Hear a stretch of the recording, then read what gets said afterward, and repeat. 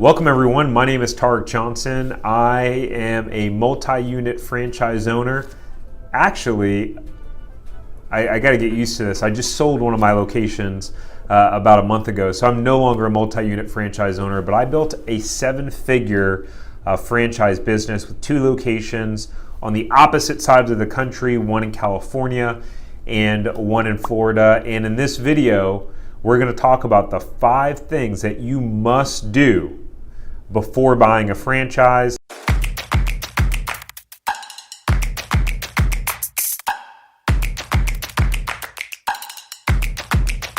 So the number one thing is that you need to know your why. Why do you want to buy a franchise business? Is it money? Do you want to leave your job? Do you want to just supplement your income from your job? Do you want to spend more time with your family? Are you looking to try to get rich? Are you trying to create financial freedom? Are you looking to retire? What's your situation like right now? And what specifically are you trying to accomplish? It's, sometimes people start looking at franchises or buying a business and it's just like they're just like floating and just wandering around looking at different opportunities, never really clear on exactly why they're looking to buy a franchise. So it's important to understand that and clarify that. So for me, when my wife and I decided to buy a franchise and we started looking at different opportunities, I was very clear on the reason why. At the time, I was a financial advisor. I've had my investment licenses for 13 years. So my intention in looking at buying a franchise was to start creating an additional income stream while I still worked full time so that eventually I could leave my role as a financial advisor and then transition into doing something else. What that was, I didn't know, but it can be very difficult to make a transition from a full-time job, especially if you have a 6-figure income or you're the primary breadwinner in your family, you're the only income in your family. It can be very challenging. So understand your why, make sure you're clear on that, write it down, talk to your spouse if you're married, and make sure that they're on the same page with you. Have that open communication from the beginning, because the last thing you want to do is start going down the rabbit hole of going to look at a franchise and going to buy one, and you get excited and you're ready to make the move and pull the trigger, and then you talk to your spouse and they are not on the same page with you and they're freaked out. So even if they're not going to be involved, take them along the journey with you. Have them get on the phone calls with the franchisor and different things like that. Now, real quick, if you're getting some value out of this video, I actually created this free blueprint. When we opened our store in California, we were able to get that store profitable in the second month in business, which was crazy, especially after investing $300,000 to get that location open. But I created a quick blueprint. It's called my 7-step blueprint to business profits in 60 days. It's completely free. There's no gimmicks. You can go to my website, tariqjohnson.com, and you can grab it there. And then also hit the subscribe button below, because what that helps is it helps for more people to see this video and get the information on the channel. It really helps me out. So I'd appreciate it if you just hit the subscribe button. So the second thing you must do is to engage a franchise consultant or business broker. So this was one of the mistakes that I made when buying a franchise. And my wife and I, looking back, fortunately it's worked out, but it could have gone better, right? Our locations have been profitable. After just selling the store in California, man, that's exciting. We cash flowed on that business for 3 years and it helped to supplement our income and continue to save and invest. But if I were to have worked with a franchise consultant, there's a lot of things that I would have been more aware of, questions that I would have asked.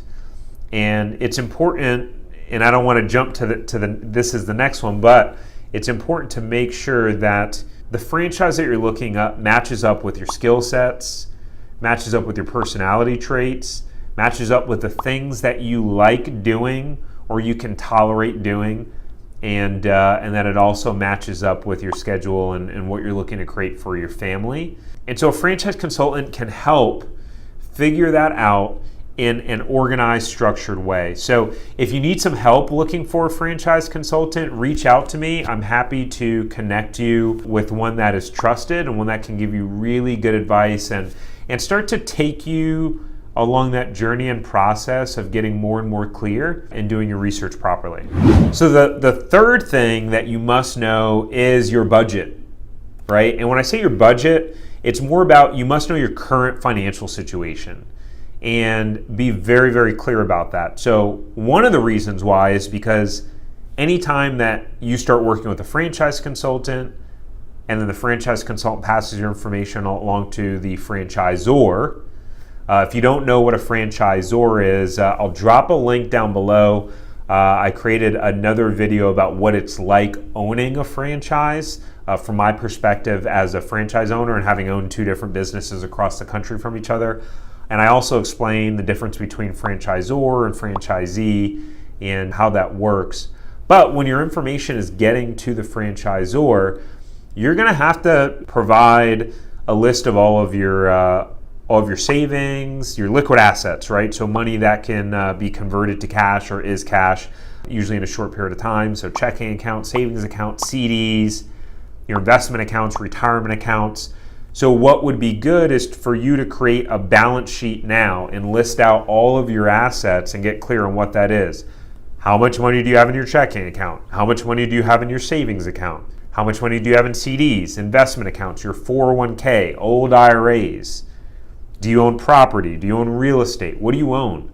So get a list of what your assets are. One of the reasons is because the franchisor is going to need to look at that. And then the second reason that's tied to that is that the franchisor usually has requirements around your net worth. So they're usually going to require you to have a certain amount of money liquid.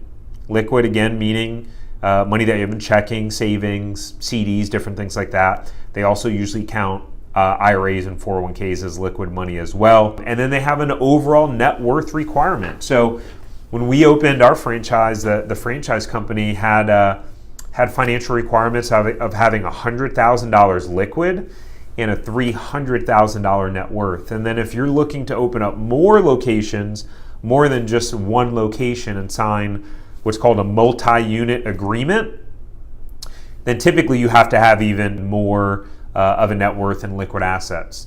It also depends on the business that you're looking at. If you're looking at opening a massive restaurant or a hotel or something that takes a couple $1 million to build out, then usually some franchisors require that you have $300,000 liquid and $1 million net worth. So know your money, know your financial situation. And then the third point besides that in knowing your financial situation is that you got to know what franchise opportunities make sense for you. Without knowing your current situation and your current finances, then how are you going to be able to make a decision and figure out what franchise is going to make the best sense for you? So number 4 is to get really clear on the lifestyle that you want to live. So as an example, before owning the franchise, I was playing a lot of golf. At the time, we were living in California. We were members of a golf club out there, and I would like to play in golf tournaments and different things like that. And so I used to golf a lot on the weekends. What do you think happened after opening up a juice and smoothie bar to my weekends? If you're not aware, the juice and smoothie bar business, the prime days tend to be the weekends. Saturdays and Sundays, weather is nice, and people want to go get a juice, they want to get a smoothie, they want to get an acai bowl. So what happened was I wound up spending a lot of my weekends in the store helping out and helping to run the business and get everything up and going, especially because after we opened our location in California, we knew that we were going to be moving to Florida, and I really wanted to make sure that the business was running efficiently and smoothly before I left. So try to spend as much time as I could there. It's important going through that process to look at the different franchise opportunities. What are the pros? What are the cons? How could that affect your current lifestyle? What are you willing to give up? What are you not willing to give up? Do you have young kids? Is the weekends the time where you get to spend family time? And if you open up a franchise that's open on the weekends, what happens if an employee calls out? If you're the one that runs that business, you're going to have to be there on the weekends. And if you have a manager that runs the business and they leave, then that can impact you. So get a clear picture of what you want your lifestyle to be And it's important to understand that in the first couple of years, you might have to sacrifice your lifestyle a little bit more in the first couple of years in order to get the business up and running. And then you can hire a team as your sales grow and you can afford higher level talent. But it's important to have that end in mind. So the last item that you must know before buying a franchise is you must know your numbers. You've got to create or look at what's called a pro forma, which is basically creating a financial analysis of basically what the sales might be, what the expenses might be, and then what your return might be. And then you can do it by year and put a bunch of different calculations to figure out what you may make. Look, just because someone has succeeded in a franchise, that doesn't mean you'll succeed in that same franchise. There are varying results when owning a franchise. A franchise company could have 500, 1,000 locations. There are still locations that close. There are going to be locations that do 7 figures.